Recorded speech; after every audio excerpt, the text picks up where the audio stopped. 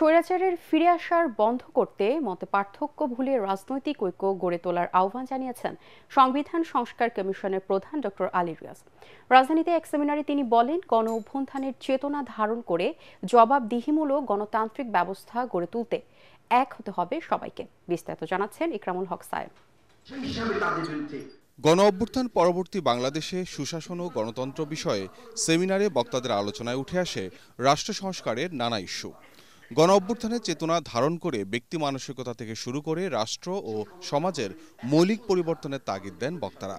আমরা নতুন স্বাধীনতা পাওয়ার পরে আগের থেকে আরো বেশি, আগে আমরা ভয়ে করতাম না, আর এখন আমরা নির্ভয়ে, যে আমরা সব জায়গায় নিজেকে সিংহ মনে করছি এবং যে এখন আমি বনের রাজা, সুতরাং আমি আর যা ইচ্ছা তাই করবো। ছোট ছোট ভাই বোনেরা যারা রাস্তায় কোনো কিছুর তোয়াক্কা না করে জীবন দিয়েছে এবং দেওয়ার জন্য তারা প্রস্তুত থেকেছে এবং বাচ্চারাও জীবন দিয়েছে, শুধু চোখ বন্ধ করে এটা চিন্তা করেন তারা কেন কাজটা করেছে।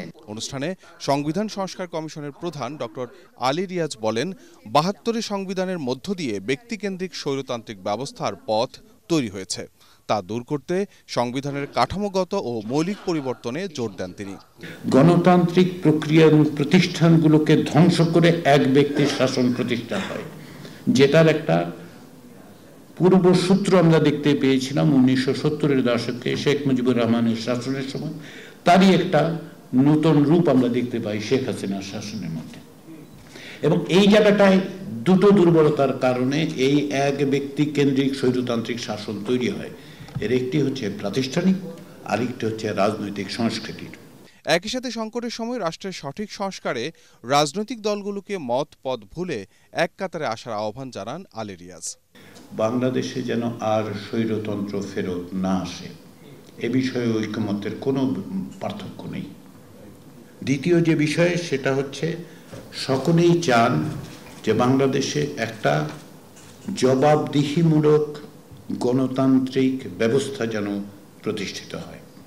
পরিবর্তন কেবলমাত্র কথাই হবে না, আমি বুঝতে পারি, কিন্তু সেই জন্য আমি রাজনৈতিক দলগুলোর কাছে একটা আহ্বান জানাই।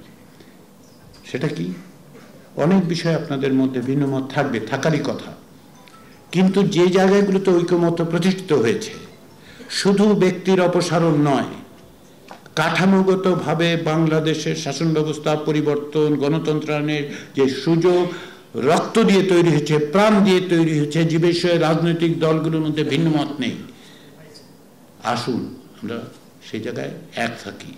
রাজধানীর লোক প্রশাসন কেন্দ্রে সেমিনারটির আয়োজন করে Centre for Democracy and Good Governance. Ikramul Haque Sayem, ATN Bangla, Dhaka.